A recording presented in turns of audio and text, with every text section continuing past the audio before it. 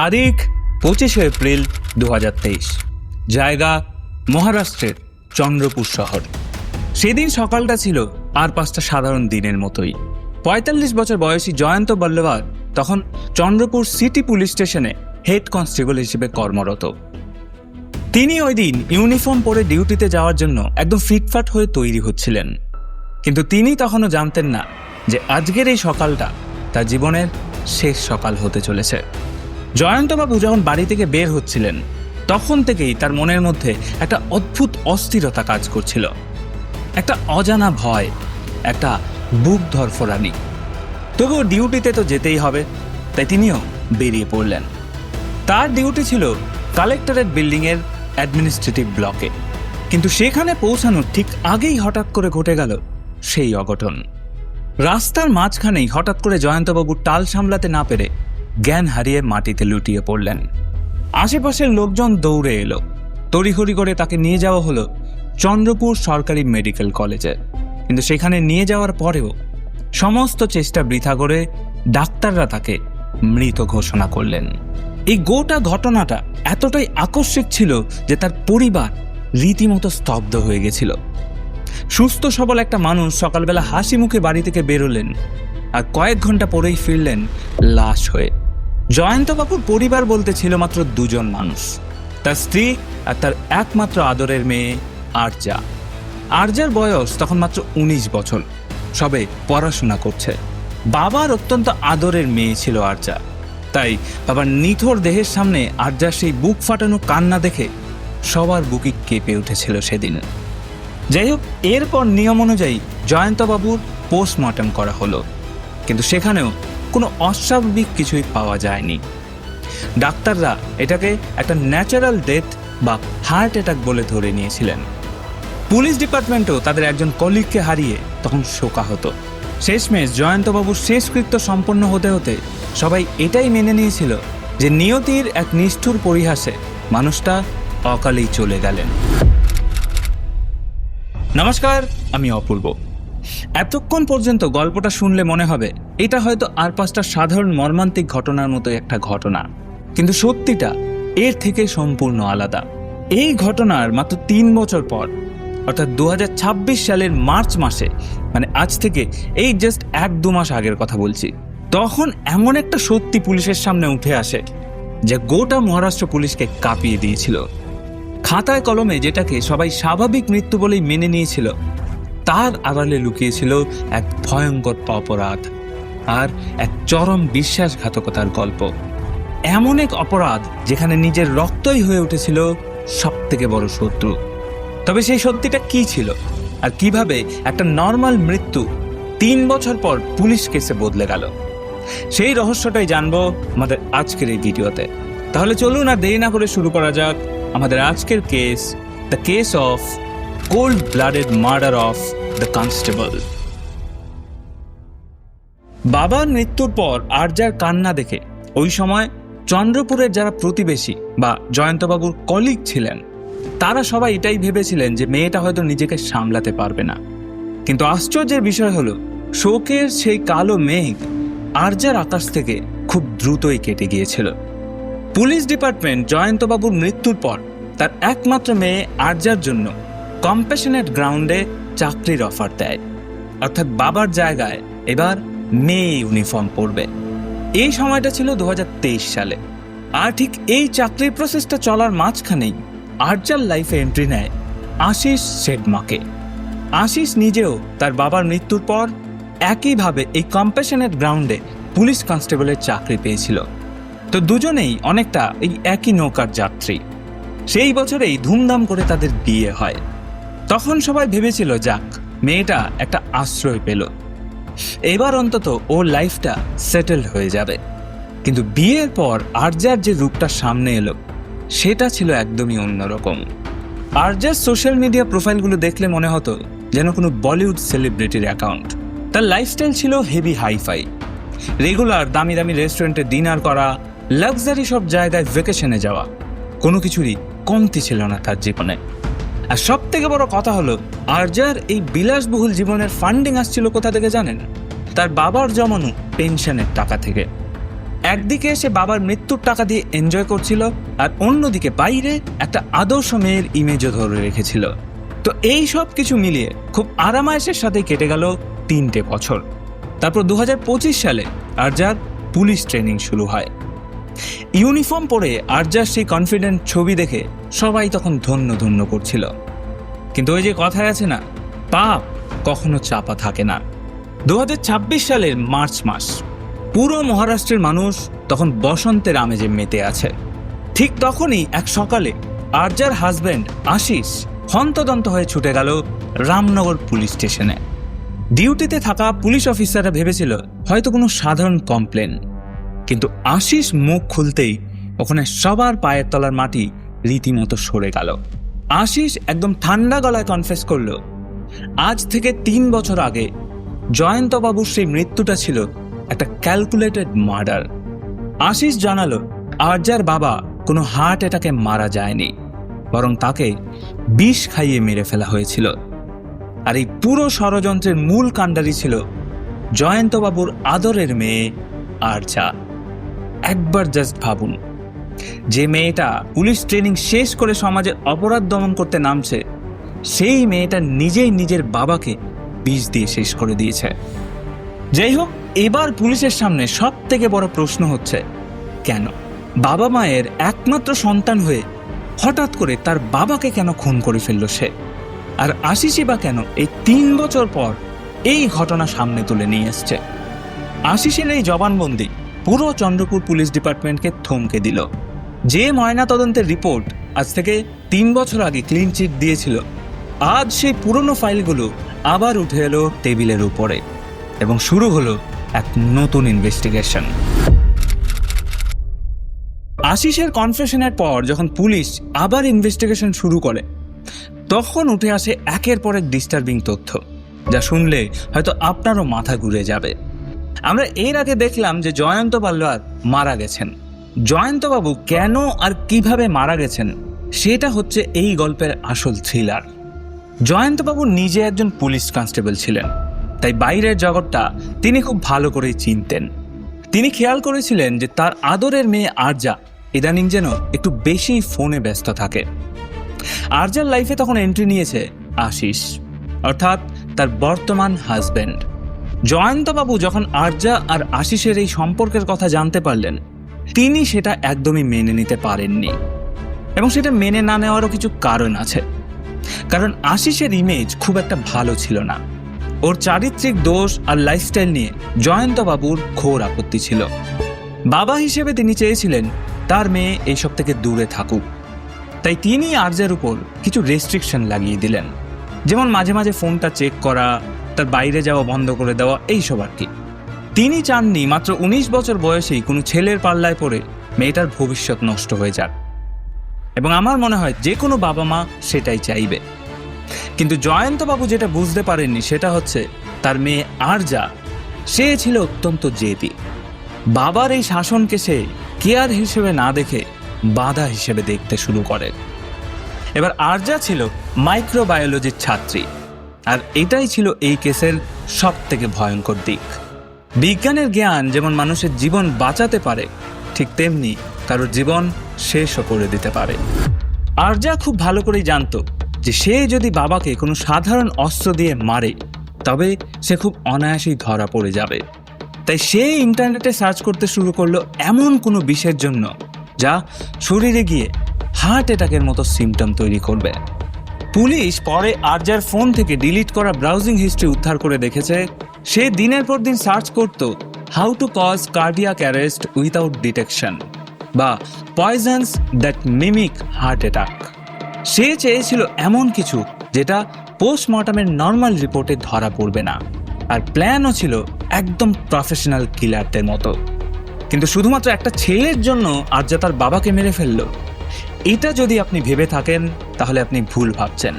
কারণ এই খুনের পেছনে আরজার মোটিভ শুধুমাত্র প্রেম ছিল না, ছিল চরম লোভ। সে খুব ভালো করেই জানতো বাবা মারা গেলে সে কেবল আশিসকেই পাবে না, বরং জয়ন্তবাবুর সেই সরকারি চাকরিটাও পেয়ে যাবে, যেটাকে আমরা কম্প্যাশনেট গ্রাউন্ডে অ্যাপয়েন্টমেন্ট বলি। আরজার মাথায় ছিল বাবা বেঁচে থাকতে তাকে পকেট মানির জন্য তার কাছে বারবার হাত পাততে হতো। আর যে লাইফস্টাইলটা সে লিড করতে চায় তার বাবা কোনোদিনই সেটা তাকে করতে দেবেন না। কিন্তু বাবাই যদি না থাকে তাহলে সে তো নিজেই হবে একজন পুলিশ অফিসার। একদিকে হাতে থাকবে ক্ষমতা আর অন্যদিকে নিজের স্যালারি আর তার সাথে বাবার পেনশন আর জমানো টাকা সম্পত্তি সব তো আছেই। আর এই ফিনান্সিয়াল ইন্ডিপেন্ডেন্সের নেশাই তাকে অন্ধ করে দিয়েছিল। যাই হোক, আরজা যে তার বাবাকে খুন করবে সেটা তো সে প্ল্যান করেই নিয়েছিল। কিন্তু বিষ তো আর বাজারে চাইলেই কিনতে পাওয়া যায় না, বিষ কোথায় পাওয়া যাবে? তাই এবার বিষ জোগাড়ের দায়িত্ব পড়ল আশিসের উপর। আশিস তার মাত্র 14 বছর বয়সী একজন কাজিন চৈতন্যকে কাজে লাগালো। আরজা নিজের জমানো টাকা থেকে 5,000 টাকা আশিসকে দেয় বিষ কেনার জন্য। চৈতন্য সেই টাকা দিয়ে মন্টি নামে এক ড্রাগ ডিলারের কাছ থেকে নিয়ে আসে সেই মারণ বিষ। ভাবুন একবার, মাত্র 19 বছর বয়সী এক মেয়ে, এক হবু পুলিশ কনস্টেবল আর এক নাবালক, এই তিনজনে মিলেই একটা ভয়ঙ্কর মারণ ফাঁদ তৈরি করেছিল জয়ন্তবাবুর জন্য। এবং এর পরেই আসে সেই দিন, 25শে এপ্রিল 2023। ওই দিন সকালে আরজা একদম শান্ত মাথায় কিচেনে গেল। সে জানতো বাবা মিল্কশেক খেতে খুব ভালোবাসে। খুব যত্ন করে সে মিল্কশেক বানিয়ে দিল বাবাকে। জয়ন্তবাবু হয়তো ভেবেছিলেন মেয়েটা হয়তো বুঝতে পেরেছে, তাই বাবার যত্ন করছে। তিনি হাসি মুখে সেই মিল্কশেকটা খেলেন এবং ডিউটির জন্য বাড়ি থেকে বেরিয়ে গেলেন। অথচ তিনি বুঝতেই পারলেন না যে ওই মিল্কশেকের মধ্যেই তার একমাত্র মেয়ে মিশিয়ে দিয়েছে এক বিষাক্ত তরল।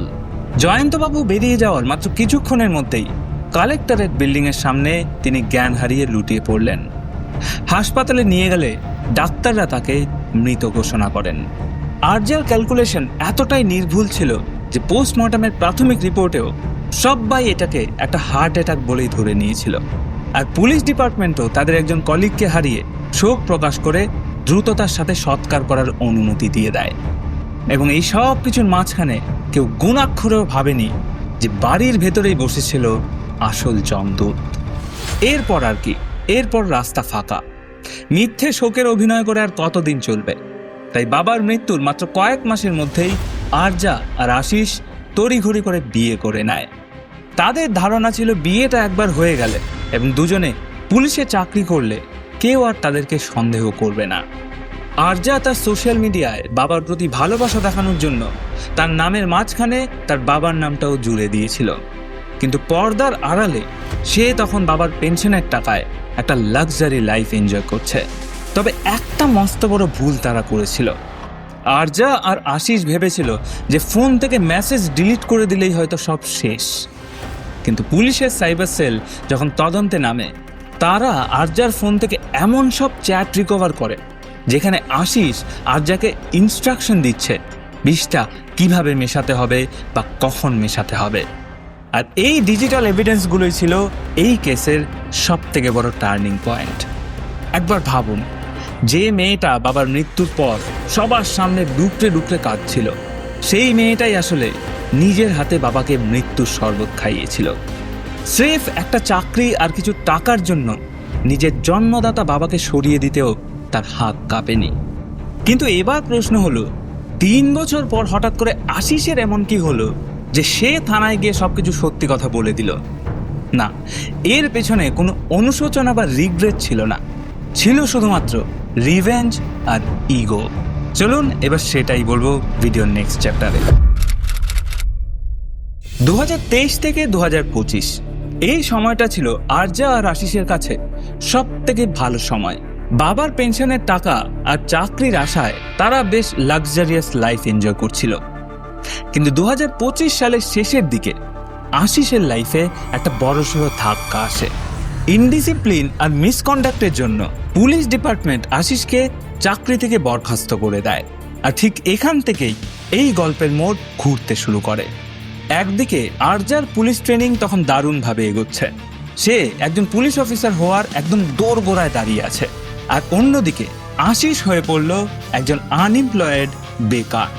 এবার যে মেয়ে নিজের বাবাকে ঠান্ডা মাথায় খুন করতে পারে, তার মেন্টালিটি যে খুব প্র্যাকটিক্যাল হবে সেটা নিয়ে আশা করি আর কোনো সন্দেহ নেই। এবার আরজা যখন দেখলো আশিস আর চাকরিতে নেই, তখন ওর কাছে আশিস হয়ে দাঁড়ালো একটা লায়াবিলিটি বা বোঝা। হঠাৎ করেই আরজার ব্যবহারে একটা পরিবর্তন চলে এলো। সে ধীরে ধীরে আশিসকে ইগনোর করতে শুরু করলো, আর এরপর থেকে শুরু হলো প্রতিদিনের ঝগড়া। আশিসের মনে তখন একটা ভয়ঙ্কর চিন্তা দানা বাঁধতে শুরু করে। সে ভাবতে শুরু করে, যার জন্য আমি এত বড় একটা অপরাধ করলাম, আজ সেই মেয়েটাই আমাকে লাথি মেরে বার করে দিতে চাইছে। আশিসের মেল ইগো প্রচণ্ডভাবে আঘাত পায়।